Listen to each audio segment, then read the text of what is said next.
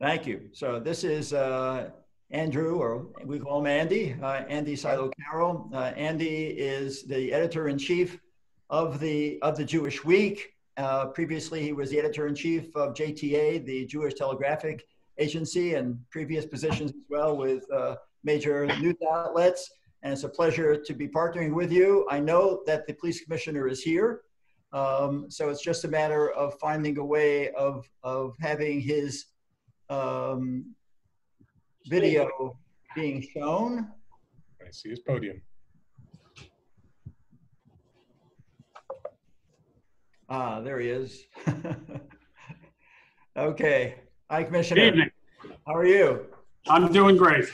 Good. It's great to see you. Let me first make a brief introduction and some introductory remarks, and then we'll get into it.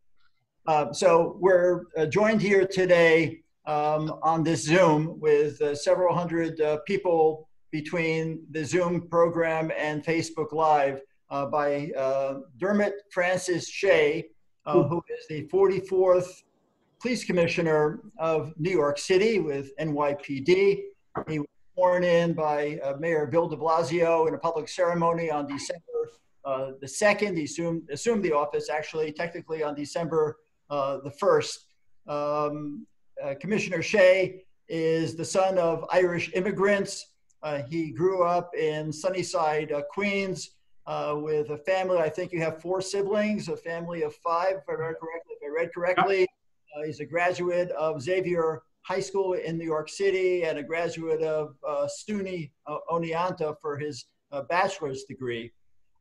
In the late, I think it was April 1991, 1990, he went into the police academy. In April 1991, he was assigned as a patrol officer to the South Bronx, and his meteoric rise within the ranks is very well documented. Promoted to sergeant, lieutenant, captain, deputy inspector, deputy chief, all the way to where he is now.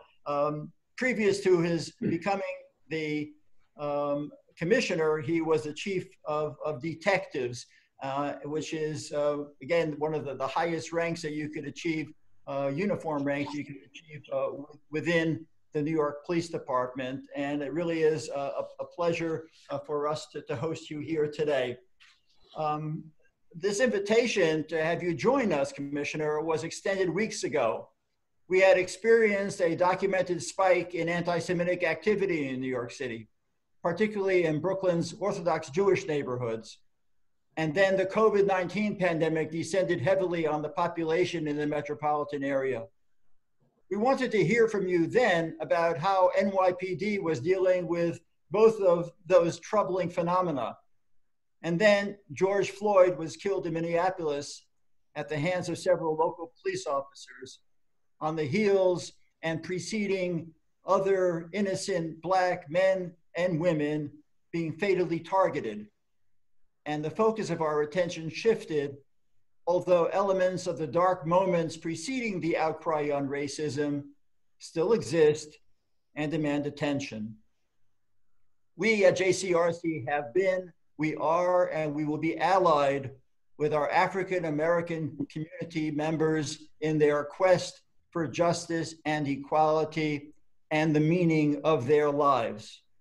We are deeply concerned for their welfare, and that brings us to this historical moment in which we find ourselves.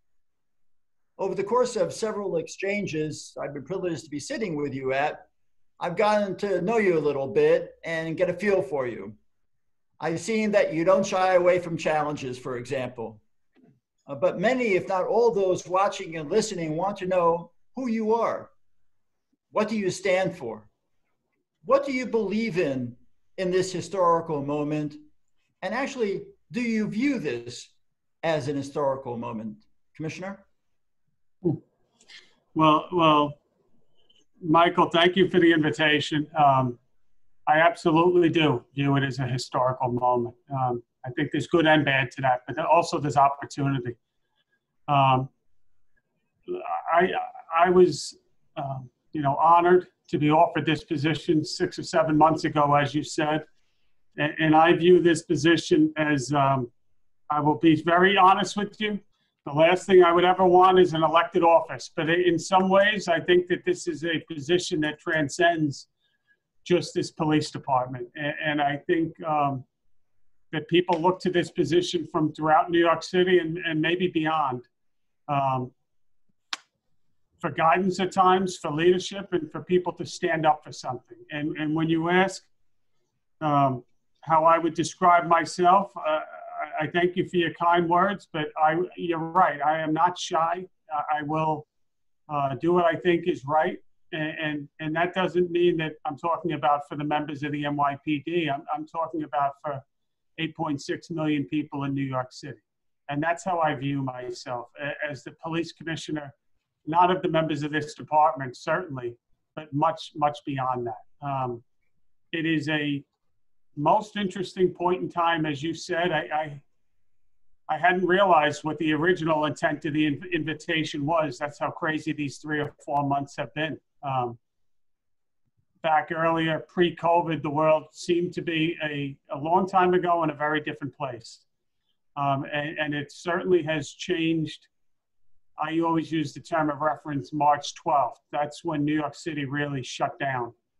And, you know, we're 3 to 4 months into this now, and it's sometimes difficult to see the storm or the fight when you're in the middle of it, and we are all in the middle of this fight, hopefully together.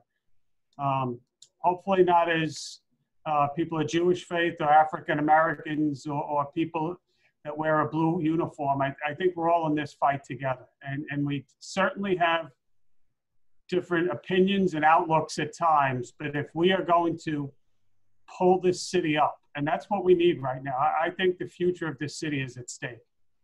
And I worry greatly about a number of things. The economic crisis. You know, we've gone through a very difficult month here in New York City in terms of the protests that took place. But the truth is, and I think that 99% of cops would agree with me, protests do not bother police officers. They're long hours at times. We get tired. Even when the protests are about us, we respect it. We honor the right of people to protest. This was a little different. It honestly was. From the start, it was extremely violent, and it was much more, many pieces to these protests, if you will. We recognized that they were protesting about law enforcement, about us. But there was an element here that we have not seen in the past at some of these protests. So it was a very strange dynamic. As we are dealing with this, and you ask me, you know, how do I view this time?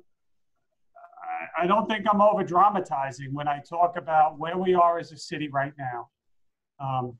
Just a year or two ago, I had people from around the world coming to this very building. How do you do it in New York City? And they weren't talking about me, they were talking about the whole team. How do you keep crime down? How do you do neighborhood policing? How do you have the lowest incarceration in America? How do you do all that and improve community relations? That discussion has been happening for the last couple of years here in New York. As we integrated neighborhood policing, as we reformed many policies that had, you know, needed changing, and we still have a lot of work to do, but it seems like the world has shifted dramatically, and maybe too much, in my opinion, where I don't think it's quite as bad as the media reports and the news reports turn on, whether you're looking at CNN or Fox News on one extreme or the other. I don't think either is right. I think the world is a lot closer to the middle, hopefully. And we have work to do, but we're going to need more and more people from religious faith, from grassroots organizations. We're going to need conversations, hard conversations about how to continue and move forward through this to really get out of this. And at the same exact time, why I am so worried is we have a major crisis going on the streets of New York City. And I read the papers and I hear about other parts of the country, but quite frankly, I'm a little too busy right here. And we have significant I gave a talk today to many media outlets, you know, and I use this term and I don't use it loosely, but I think the criminal justice system is if it's not imploding, it's coming darn close. Where, you know, we have thousands and thousands of individuals that should be being processed through the criminal justice system. That may mean incarceration, that may mean probation, that may mean a slap on the wrist. All of these things may be appropriate in individual sense, but right now, none of that is happening. We have the lowest incarceration, and then we've pushed thousands out of jail, and with no net, in my opinion. And terms such as, you know, supervised release and parole, and a lot of terms are thrown around, and they're thrown around a little too loosely, in my opinion. And what you have is a growing conundrum, if you will, of zero consequences. And you're seeing it. I think people on the streets of New York City are seeing it more and more. I think it's making the job of policing in this city more and more difficult on a daily basis. And all of these things are coming together as we enter this fiscal crisis. And I think that, Michael, it is an incredible time that is going to challenge each and every one of us. Thank you very much for your comprehensive response. Before I turn to Andy to ask his question, I asked his permission to ask a follow-up. Commissioner, are you seeking to change the culture of NYPD? Yeah. How are you making decisions? What factors are going into the decision-making process? What are your thought processes with regard to the culture of NYPD at this time? Yeah, I think that that's your job as a leader, to put your stamp on any organization. I think that where you look at where we are right now, we have been since 2014, Michael, a changing organization. There has been a tremendous amount. I've made the statement that many of the laws that have been passed as a result of these protests, both at the state level and at the city council level, are going to have little impact on day-to-day operations of the New York City Police Department. And people hear that and they say, what did he just say? And I say that because we have been putting changes into place over the last 3 to 4 years. So when you have some of the laws that are passed about filming at the scene of an incident, we already have it. When you talk about chokeholds, and this is a very sensitive topic that I know will come up, we've put some things in place already. It's one thing to have them in place. It's another thing to have them carried out every day. And that's a piece of the culture that I think still needs to be worked on. I think if I could point to one thing that I think is going to change, and it's my job to make sure it happens, is I have to walk that line, and I'm not doing it to try to appease both sides. I'm doing it because I think it's necessary. The vast majority of work that's done by the men and women of this police department, I think, is fabulous. They do it selflessly. They put their lives on the line, and they do amazing work impacting people's lives. But if you're going to be honest, you also have to point out when you see something wrong, and you have to acknowledge it. You have to correct it. You have to have a system in place that deals with discipline.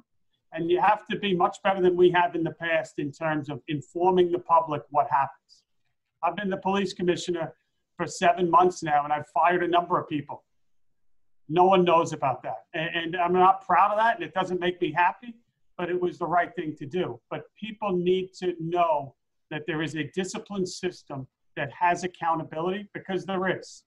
At the same time, we have to make improvements. We can't have a culture, which we have had in the past, that treats certain types of violations of rules and regulations and condones it, or doesn't treat it harshly enough.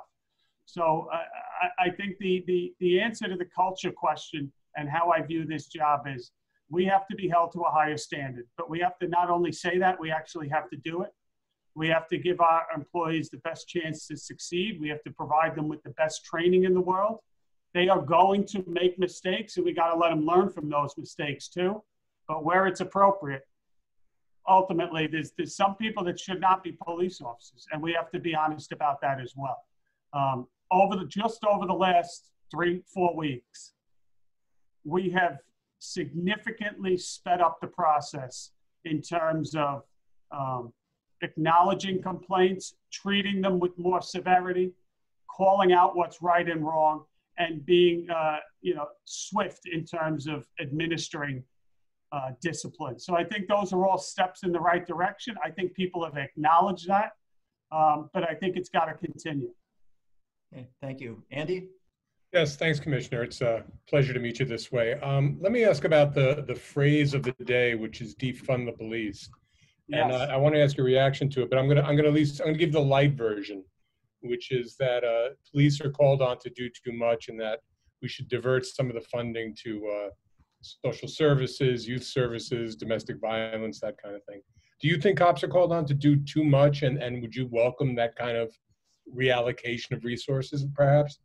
I think they're absolutely called on to do too much at times. I think the reason is because we are that last safety net.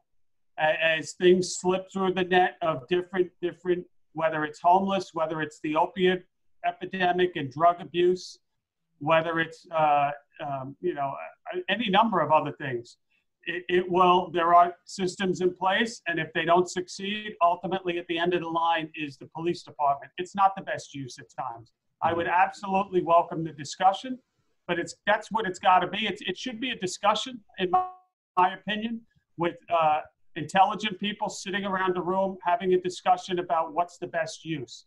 Shifting resources that will accomplish what we want as society and better address things than dealing with it at the incarcerational level or the police level, I'm all for.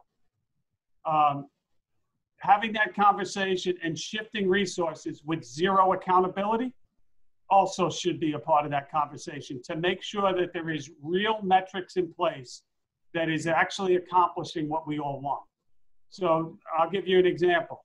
Simply saying you can't police your way out of the drug addiction business, I agree.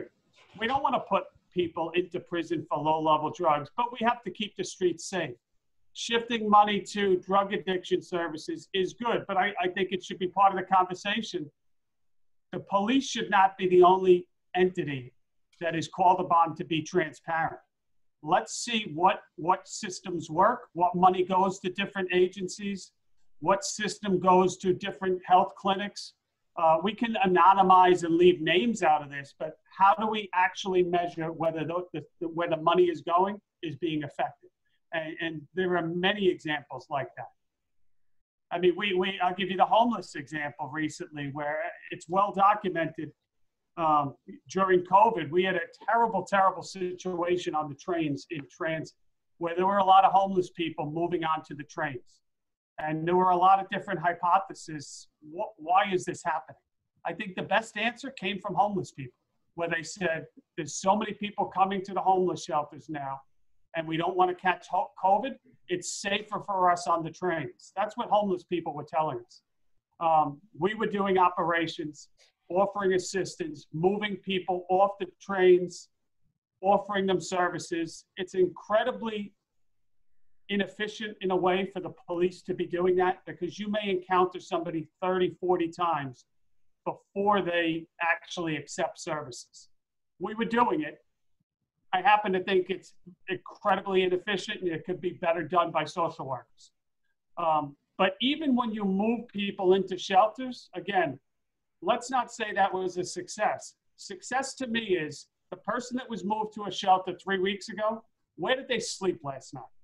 Because if they were only in and out in 10 hours and they're back on the streets homeless, let's not say that it was more efficient to shift money to a particular, whether it's a nonprofit or homeless services or anything else. You have to, I ran CompStat for 3.5 years. The most important part of CompStat is you have to have a plan. You have to put it into place. You have to, use common sense standards in having that comprehensive plan. But the most important part to me is the follow-up and looking at it maybe a week from now, a month from now, or 6 months from now, and really seeing, was it really effective? I don't think that happens enough across many levels of government. Mm-hmm. So are those, who would be in that room if that conversation were to happen? Are you in dialogue with, I don't want to say activists, but politicians who are either maybe not saying defund the police, but are certain saying that the entire system needs to be revamped? Well, Are those conversations happening? Are you part of them? They are. My staff is absolutely part of them. We are incredibly deep into right now the budget process that should be done by July 1st, whether or not it is. We are just one arm of many that is feeding into, City Hall and the government here. But you have the mayor's office, you have the city council. Ultimately, that will have to be hashed out. I think everyone recognizes that there's going to be steep cuts this year with the fiscal crisis that we're in the middle of. When you look at tourism, when you look at businesses shuttered, and when you look at this current environment of defund the police. Where it all settles, we will have to see. Hopefully we have some closures so we can start making plans within a week. My main concern is headcount. I think every agency has to tighten their belt, but ultimately headcount, public safety, things of that nature is what concerns me the most. I have no doubt that I could speak for my own agency. I think any business can cut. I do. That's my mindset and how I come into the equation. Then you get to degrees of additional cuts that are getting harder and harder and may have more outcomes. You're going to have to make the hardest decisions in terms of hard decisions and what has the least likely chance of impacting on public safety. But when you start getting into headcount and now having impacts on crime, at a time when the crime is going up, that's what worries me the most. So hopefully we'll work with the numbers that are presented to us. We are absolutely, getting asked a lot of questions and providing a lot of feedback to City Hall, but we'll have to see ultimately. There's a lot of different pieces to this equation, aid that comes in, the ability to borrow, and many other factors. Mm-hmm. Michael, did you want to ask the next one? Yeah, thanks. We reached out to a broad swath of people who are associated with us, Commissioner, and solicited their questions. So the one that I'm asking now is kind of an amalgam of several questions that came into the JCRC. How does the NYPD vet applicants? Does the police force attract more than its share of unbalanced individuals who are violent, racist, and defensive to the point of violence? Is the performance of NYPD officers monitored and evaluated to assess their relationship with the community? What's the process to eliminate those who are not suited for policing? Okay, there was three things Mike, that you said, and one of them escaped me, so hopefully I hit them all. We absolutely have a pretty robust process for recruitment. We're probably an aberration in terms of law enforcement in the country, where many agencies have trouble hiring and recruiting. They can't fill the slots. We don't have that problem, thankfully. We attract, that's a function of, I think, the brand at times, although the brand has certainly taken a hit in the last couple months, but it's a function of the NYPD name. It's a function of where we are located in the metropolitan area with 8.6 million people here in the surrounding areas and internationally. So we recruit a lot. That allows us to have pretty strict standards in terms of background checks, psychological testing, health testing, and things of that nature. We have a pretty robust, we get a lot of complaints about it at times, sometimes that we're too stringent in terms of psychological testing. That is a battery of tests, and then oral interviews with psychiatrists that are meant to, I am not a doctor, but that are meant to be a flagging system to weed out inappropriate people.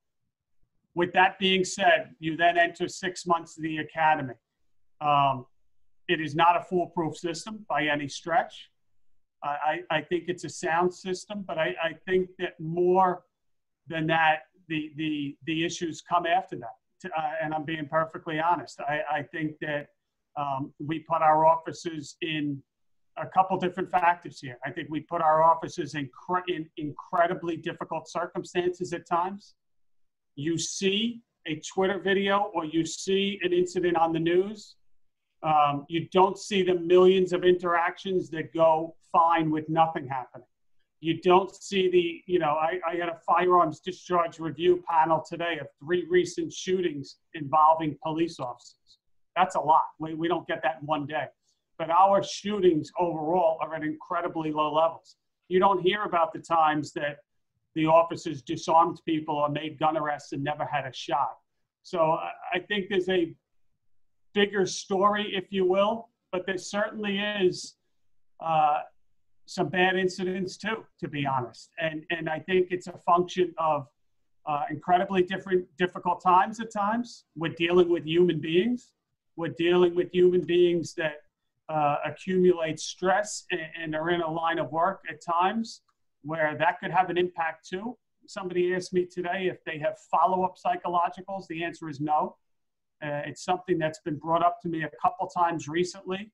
It would be a collective bargaining issue, but it's something that I have thought about. I don't know in practicality how easy that would be to put into place. I think it would be quite difficult, but it's absolutely something worth looking at. But in terms of screening people, it's training, it's leading people, if you will. It's having an accountability piece where we have a risk management system that was put into place in the last couple of years. That what officers have too many complaints, what officers have too many lawsuits, where do we have to change training along the way to address what can be remediated, what has to be disciplined, what has to be a firing. We recently published in the last year online, here is a matrix of discipline penalties for domestic violence, because people say we don't tell people what we do. We're trying to be transparent. We're working on right now, and it's going to be right after we sit down with unions and some other stakeholders, we're going to have a discipline matrix that really touches on all allegations of misconduct. So there's a lot of things like that that are being done. But Mike, there's another factor here. And I read an interesting piece in the Wall Street Journal 2 days ago. I think it was by a Harvard professor that talked about studies of police like violence or misconduct and what's the impact of people complying with the police. And it was a very interesting article because he criticized both sides, in my opinion. I thought he was fair. I may not have agreed with every piece, but it wasn't a one-sided article. And that's a piece of this too. We are right now, I can't overstate to you how difficult the environment the police are in right now, where every incident is turning into an incident that is, number one, they are highly antagonistic at times. They're trying to goad the police officers, and you also combine that with a criminal justice system that really has no accountability.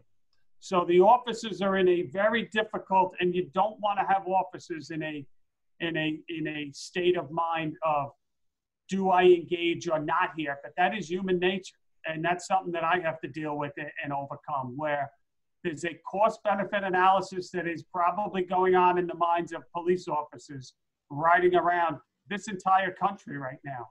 Is it worth getting out of the car to stop crime X if it's not being prosecuted anyway?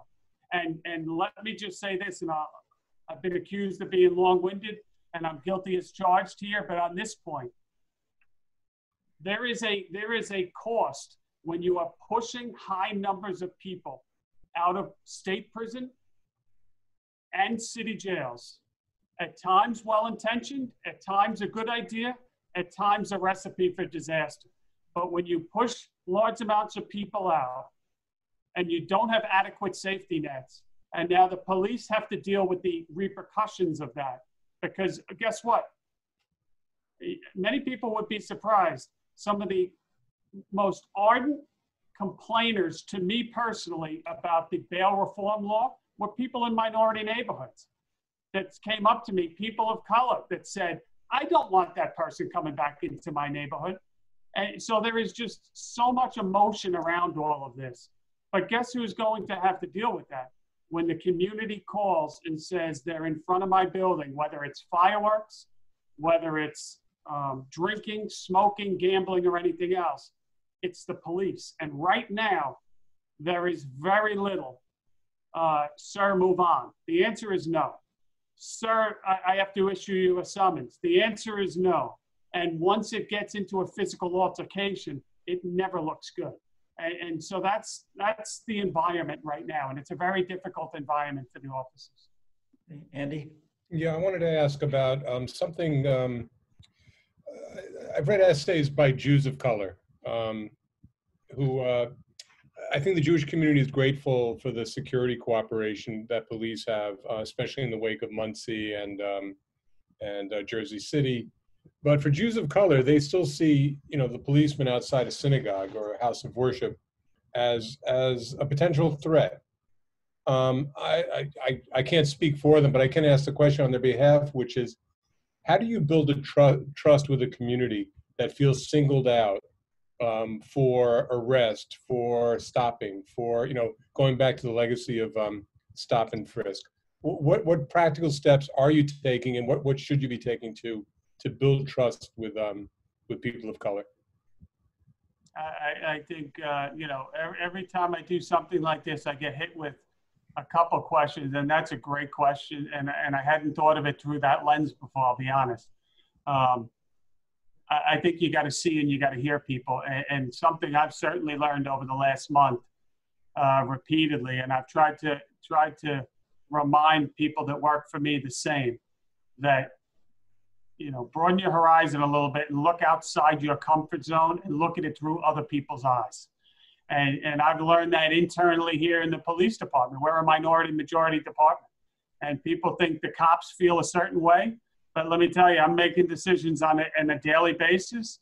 And within this agency, you have a wide berth of different opinions where people may love, oftentimes split down racial lines, even on this job with police officers.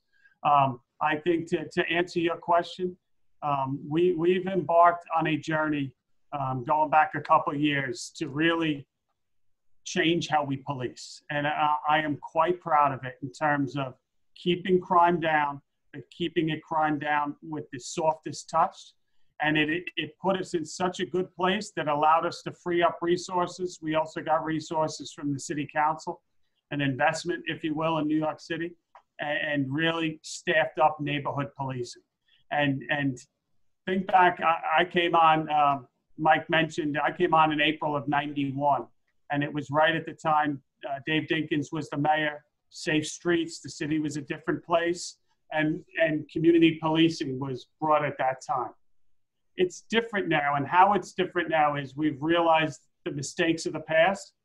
We absolutely want to connect to communities. We absolutely want to build trust and develop relationships, but we also know that the communities want safety, and we need to do both at the same time. And that's what's been so good in terms of keeping crime down, low incarceration. Who's really driving the crime? How do we cut out all those stops and arrests that you referenced? That people are, we knock down crime in a community and then we leave and the community hates us, and we're left saying, well, why are they mad at us? We knock crime down. It's how we do it. We've learned from that. We're not perfect. We still, I took a lot of heat, and I'm still taking a lot of heat in my decision on the anti-crime enforcement.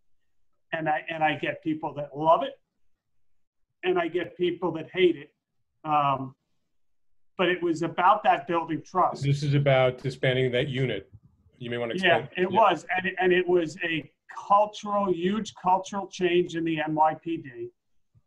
But we can't keep crime down. We can't continue to police in a manner that we all know what it's doing to the communities, and we're looking the other way. Let me tell you, you do not have to explain that decision to the communities in Bed-Stuy and Canarsie and the South Bronx. They know well. There's also tremendous risk with that decision, Because yeah, I also had people calling me from the same communities, but what about the guns?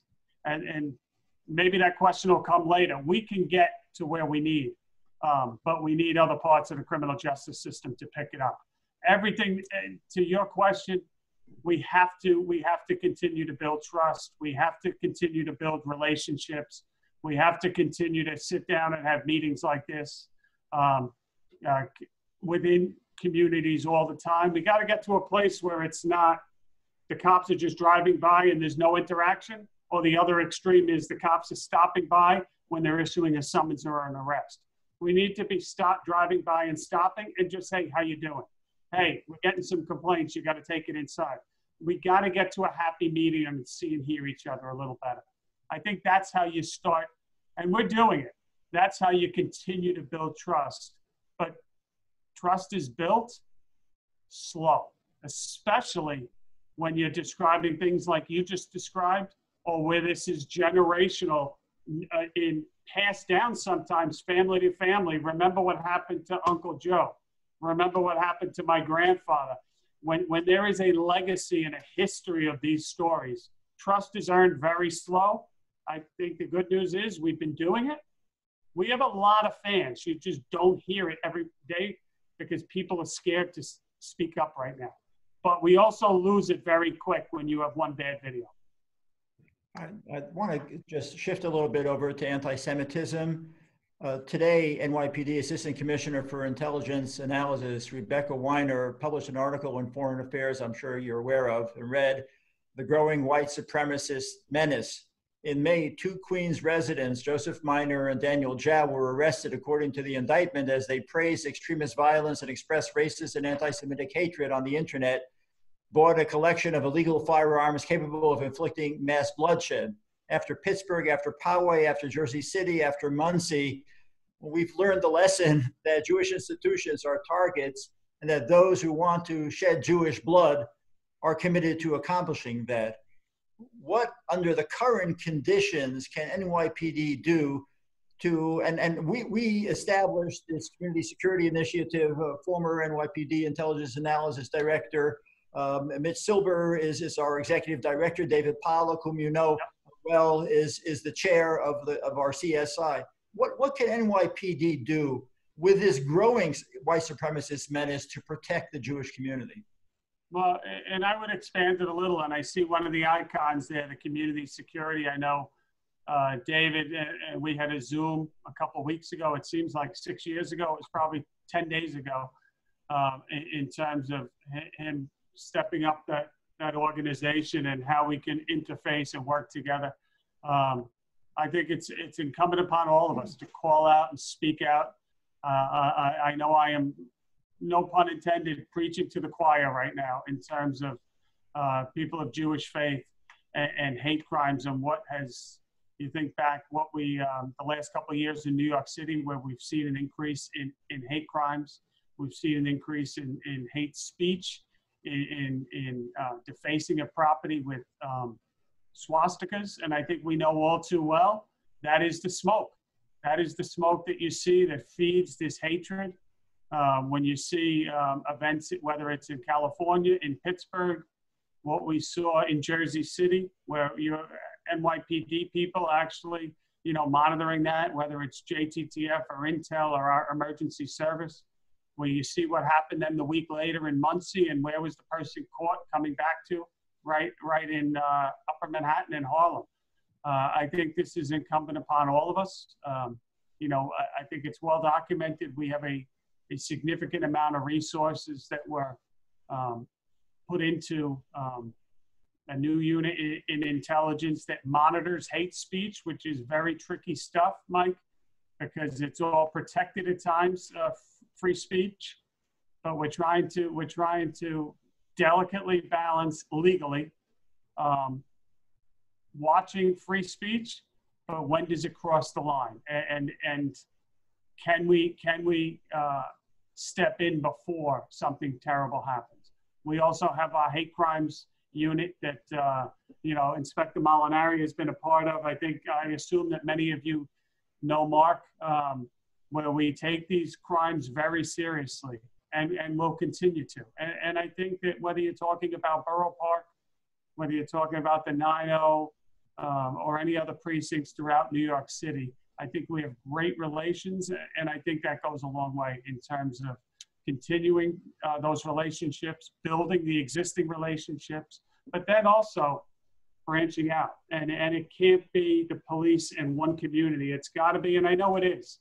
When I see interfaith meetings where, African-American leaders with Muslim leaders, with Jewish leaders, I'll be honest, it restores faith. And as we continue to push that down, not just from people in leadership communities, but people throughout the community, I think that's what we need to continue to get, to stamp out this hatred of any kind, whether it's hatred against people for their sexual orientation, the color of their skin, the religion they worship, white supremacy or anything else. Hatred against cops, quite frankly, because we see people with that too, and I'm not putting that in the same class, but I think people need to speak up, and we need to defend each other. Andy?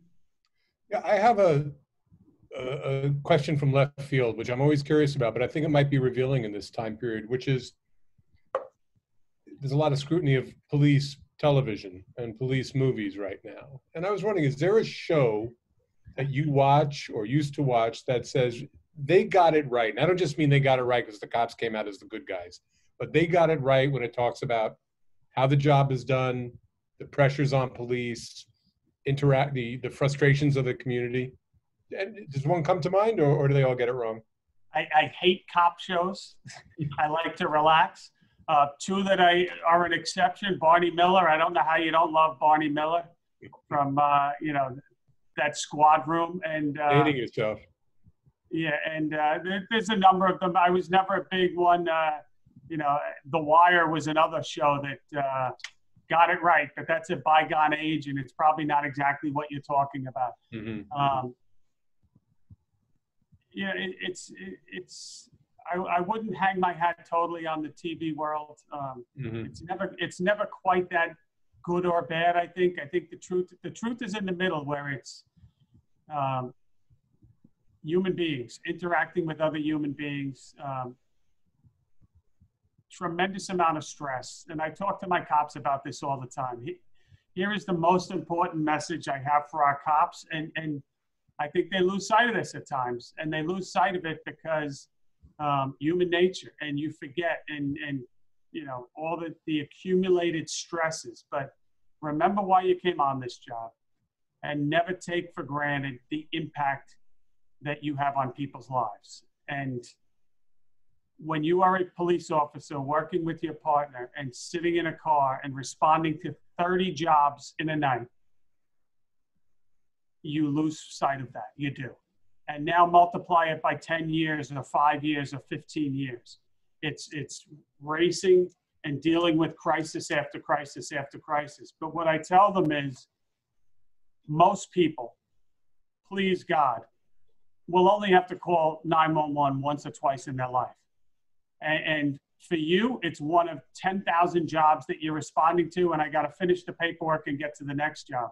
For that person, it's the most important moment maybe of their life. They were just robbed. Their son was just robbed. They're traumatized. They will remember that moment for the rest of their life. And your piece of that is you only get one chance to interact with them. And you may not catch who did it to them.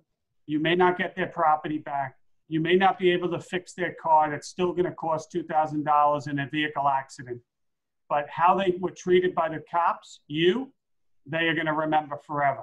And that is their opportunity to tell our story, to improve our brand. I mean, that is what I tell people all the time. I am telling you, from having sat in that seat where they sit, though, it is call after call after call, and it is always something bad. And that's just a uniqueness to this job, where we poke fun at the firemen all the time, but nobody complains about the firemen, right? Or other jobs. But here it's all, you don't call the cops if it's something good going on. And it's a little bit unique, and it you know, it's something that we have to do a better job of keeping an eye on our own employees. You talked about the psychological impact of that, the health and wellness, making sure our employees are taking care of themselves so that they're in good enough condition and mental shape and everything else to take care of you.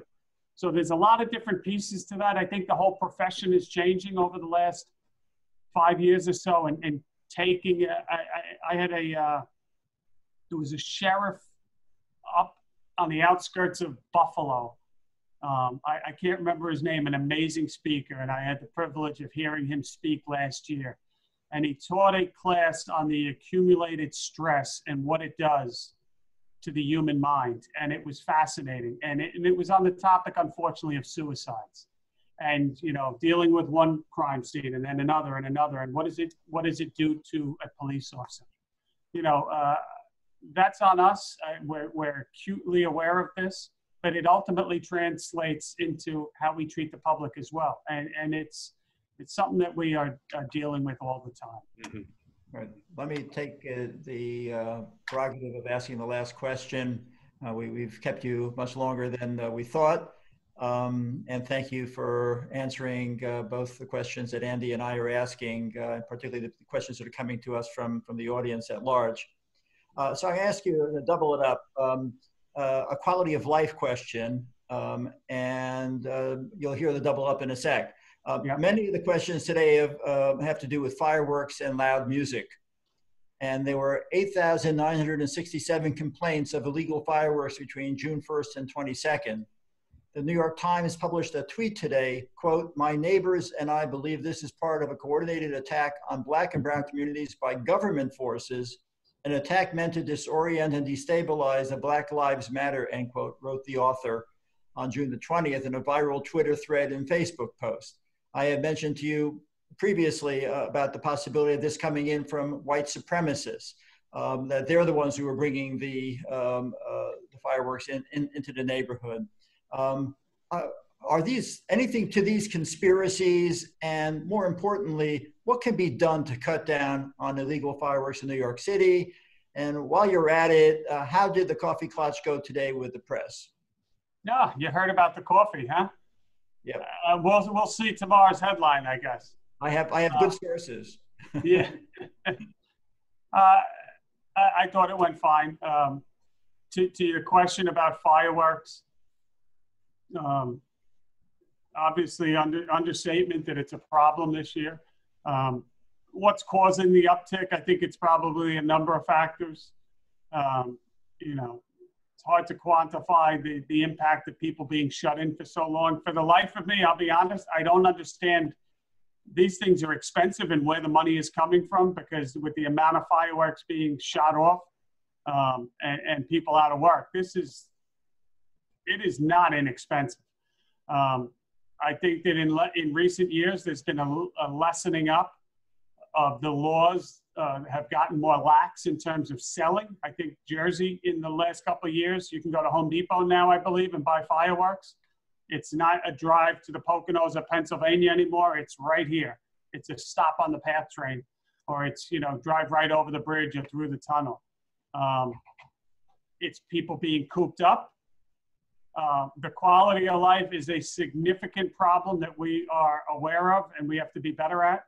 It's not just fireworks. What it really is it's minor block parties on many, many blocks that's accompanied by alcohol, some gambling. We're seeing some marijuana use and things of that nature.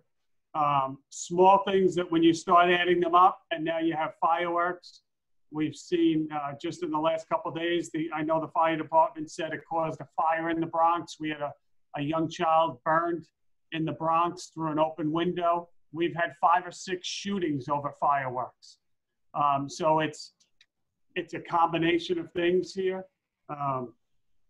I could tell you that I know that the fire department seized a significant amount. Just in the last 24 hours, we've seized a significant amount.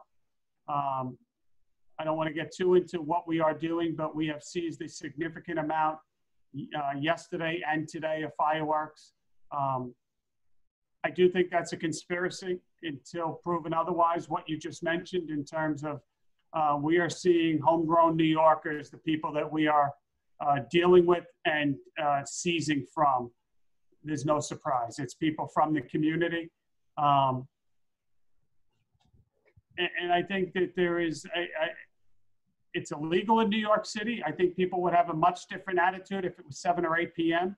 It's just no common decency and no respect for each other when you're doing it at 1, 2, 3 in the morning too. I mean, so it is a problem at any time. It's really a problem and a lack of decency and common sense. There's also a prosecution piece to this because we can summons, we can arrest, but they have to be followed through on the prosecution side, and we're not seeing that, to be perfectly honest.